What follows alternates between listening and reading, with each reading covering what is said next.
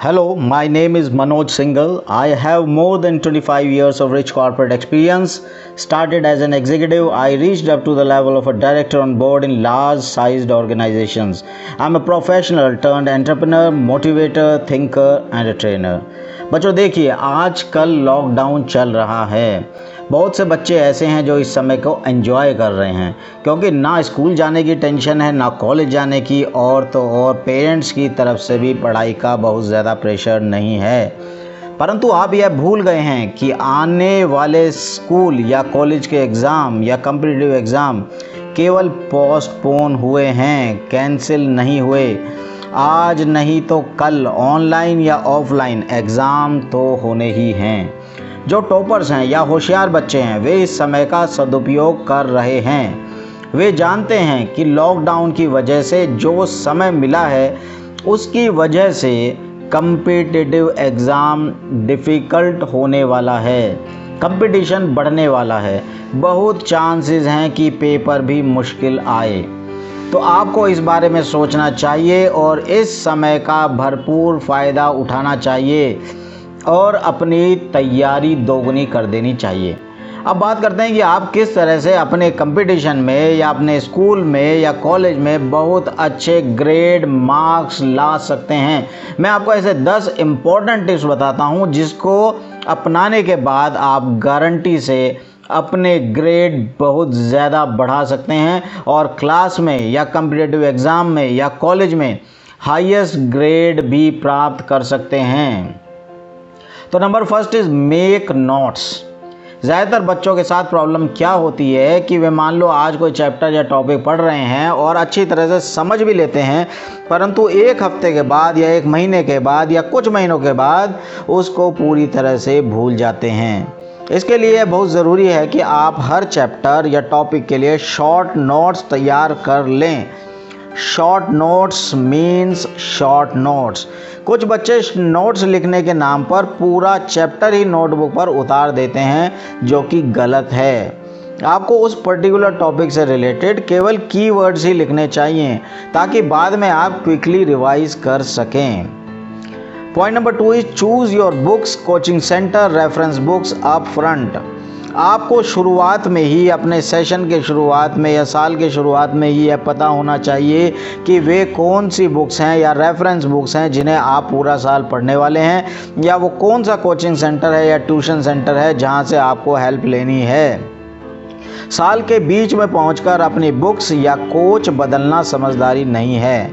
और एक बात और है कि किसी सब्जेक्ट की 4 अलग अलग किताब पढ़ने से तो अच्छा है कि एक ही किताब को 4 बार पढ़ लिया जाए। कहने का मतलब यह है कि जितना ज़्यादा रेपिटेशन होगा, उतना ही वो आपको ज़्यादा समय तक याद रहेगा। ट्रैक योर प्रोग्रेस, ये है तीसरा पॉइंट।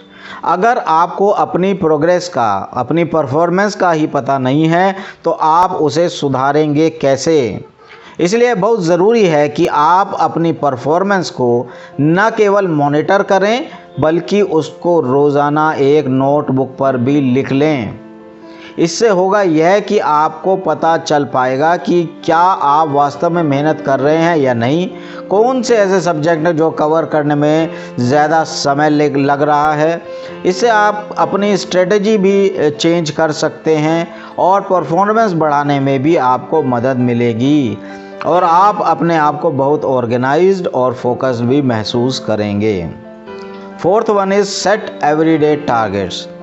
देखिए, बहुत ही सिंपल है कि अगर आपको अपना आज का टारगेट ही नहीं पता होगा, तो आप अचीव क्या करेंगे?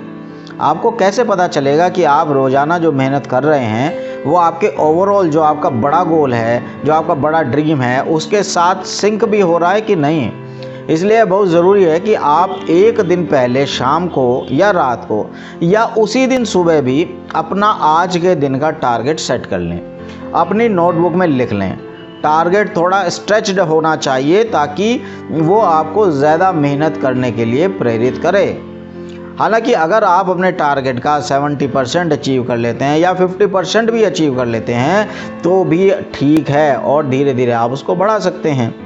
एक तरीका यह भी है कि आप अपना डेली का जो टारगेट है, सुबह सुबह ही अपने डैडी को या मम्मी को मोबाइल पर टेक्स्ट कर दीजिए या अपने ग्रैंड पेरेंट्स को भेज दीजिए, या सिस्टर को या ब्रदर को, जिसको भी आप ठीक समझें, उसे मोबाइल पर अपना डेली का टारगेट टेक्स्ट कर दीजिए। अब इससे आपके अंदर एक कमिटमेंट की भावना आएगी और आपके ब्रेन को ये सिग्नल मिलेगा कि अब तो किसी भी तरह टारगेट पूरा करना है, क्योंकि जिससे आपने अपना टारगेट शेयर किया है वो तो आपसे शाम को पूछने ही वाला है कि टारगेट पूरा हुआ कि नहीं। 5th point is study smart. देखिए, आजकल हार्ड वर्क का नहीं बल्कि स्मार्ट वर्क का ज़माना है। हार्ड वर्क तो आपको करना ही है, इसके साथ साथ स्मार्ट वर्क भी करना चाहिए। स्मार्ट वर्क से होता क्या है कि आप लिमिटेड मेहनत करके भी बहुत अधिक ग्रेड प्राप्त कर सकते हैं। अब सवाल यह है कि स्मार्ट वर्क कैसे करें, कि आप अपनी क्लास में या ट्यूशन में फुल अटेंशन से पढ़िए, सवाल पूछिए, क्योंकि अगर आपने क्लास में सही तरह से नहीं समझा या आपने कॉलेज में सही तरह से नहीं समझा तो आप घर आकर जब उसे दोबारा पढ़ेंगे तो वो टॉपिक या कंसेप्ट समझने में आपको बहुत समय लग जाएगा और आपका समय वेस्ट हो जाएगा। क्लास में या ट्यूशन में ऐसे कई इंडिकेशंस मिलते हैं जिससे आपको पता चलता है कि कौन सा टॉपिक या चैप्टर बहुत इम्पोर्टेंट है, जिसके एग्ज़ाम में पूछे जाने के 100% चांसेस हैं। उस टॉपिक्स को, उस सब्जेक्ट को, उस पर्टिकुलर टॉपिक को आपको बहुत अच्छे से प्रिपेयर करने की आवश्यकता है। आप पास्ट ईयर क्वेश्चन पेपर्स का अध्ययन करके भी इम्पोर्टेंट टॉपिक जान सकते हैं। 6th is study consistently. आपको अगर स्कूल में या कॉलेज में या कम्पिटिटिव एग्ज़ाम में हाईएस्ट ग्रेड लाने हैं या टॉप करना है तो यह बहुत ही ज़रूरी है कि आप कंसिस्टेंटली पढ़ाई करें। मतलब पूरा सेशन, पूरा साल मेहनत करनी ज़रूरी है। यह नहीं कि एग्ज़ाम आने से कुछ दिन पहले या कुछ हफ्ते पहले ज़्यादा मेहनत करने में लग जाएं और उससे पहले का सारा समय आराम से पढ़ते हुए व्यर्थ कर दें। तो 7th point is think positive. आपको लॉ ऑफ अट्रैक्शन की थ्योरी पर ज़रूर विश्वास करना होगा। आप जो भी ज़रूरत से ज़्यादा सोचते हैं या चाहते हैं वह आपके जीवन में ज़रूर होता है। तो फिर आप चाहे पॉजिटिव सोचें या नेगेटिव। एक फिल्म का भी डायलॉग है कि आप जिस चीज़ को शिद्दत से चाहते हैं तो पूरी कायनात उसे तुमसे मिलाने की कोशिश में लग जाती है, और यह बिल्कुल सच है। दुनिया में इसके अनगिनत उदाहरण मौजूद हैं। इसलिए आप कभी भी अपने दिमाग में नेगेटिव विचारों को ना आने दें, हमेशा सकारात्मक ही सोचें, यानी पॉजिटिव ही सोचें। 8th point is don't waste time on TV, mobile and social media. बच्चों, टॉपर्स में और एक एवरेज स्टूडेंट में यही फ़र्क है कि ज़्यादातर टॉपर्स जो होते हैं वो टीवी, सोशल मीडिया और मोबाइल पर ज़्यादा समय वेस्ट नहीं करते हैं। आप जिस भी क्लास में हैं, जिस किसी भी कंपटीशन की तैयारी कर रहे हैं, आपको यह प्रण लेना होगा कि आप अभी जितना समय इन चीज़ों पर खर्च करते हैं उसको ना के बराबर कर देंगे, बहुत कम कर देंगे और धीरे धीरे हो सके तो ख़त्म कर देंगे। ये आपकी सफलता में बहुत ज़्यादा फ़ायदेमंद होगा। अगर कभी ब्रेक के लिए हफ्ते 10 दिन में या 15 दिन में टीवी देखने की या मूवी देखने की इच्छा होती भी है तो केवल मोटिवेशनल मूवी देखें। ऐसी कई मोटिवेशनल मूवी बनती हैं जैसे 3 इडियट्स, मैरिको, भाग मिल्खा भाग, दंगल। केवल इस तरह की ही मोटिवेशनल मूवीज़ देखें। 9th point is wake up early. यह बहुत ही कॉमन पॉइंट है, आपने कई बार सुना होगा, परंतु यह बिल्कुल सच है। यह कि आपको सुबह जल्दी उठकर पढ़ने की आदत डालनी चाहिए, क्योंकि केवल सुबह का टाइम ही ऐसा होता है जिस समय डिस्ट्रैक्शन लेवल बिल्कुल ना के बराबर होता है। ना कोई ईमेल आपको डिस्टर्ब करती है, ना कोई व्हाट्सअप नोटिफिकेशन, ना कोई फेसबुक या इंस्टाग्राम नोटिफिकेशन, और ना ही कोई फ़ोन कॉल आपको सुबह डिस्टर्ब करता है। सुबह के समय आपका ब्रेन भी सबसे ज़्यादा एक्टिव रहता है और यही कारण है कि सुबह आप जो पढ़ते हैं वह आपको ज़्यादा समय तक याद रहता है। अब 10th point, exercise, yoga and meditation.